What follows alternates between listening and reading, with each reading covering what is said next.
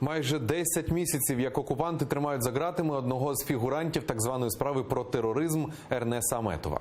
Весь цей час дружина та двоє синів політв'язня живуть без годувальника, щодня молячись за люблячого чоловіка та батька. Родина живе єдиною надією, що одного дня Ернес відкриє двері оселі, пригорне найдорожчих в його житті, і сльози радості стануть найкращим подарунком і свідченням воз'єднання родини. Та поки цього не сталося, ми вирішили розповісти, як проходять дні у домі Аметових. Он очень общительный, коммуникабельный. Абсолютно с любым человеком может найти общий язык. Эрнест – человек с активной гражданской позицией. Всегда готов прийти на помощь и поддержать в трудную минуту. Ему не безразлична судьба своего народа.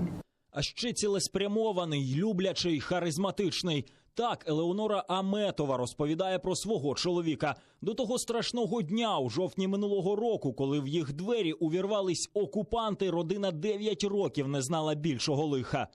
После ареста Эрнеса жизнь кардинально изменилась. Резко повзрослели дети.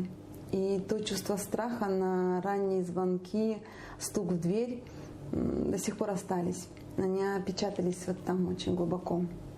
Трудно избавиться от этого чувства.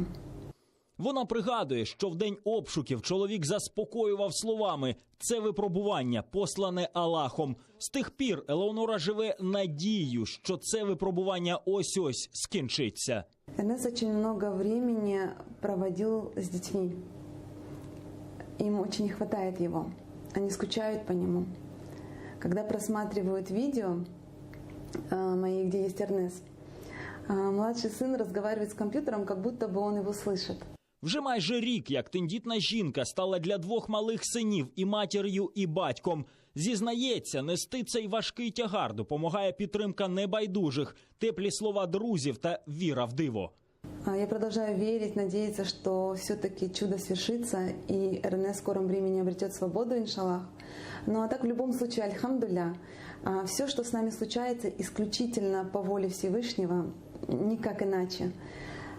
И нам остается только проявлять стойкость, смиренность, проявлять терпение.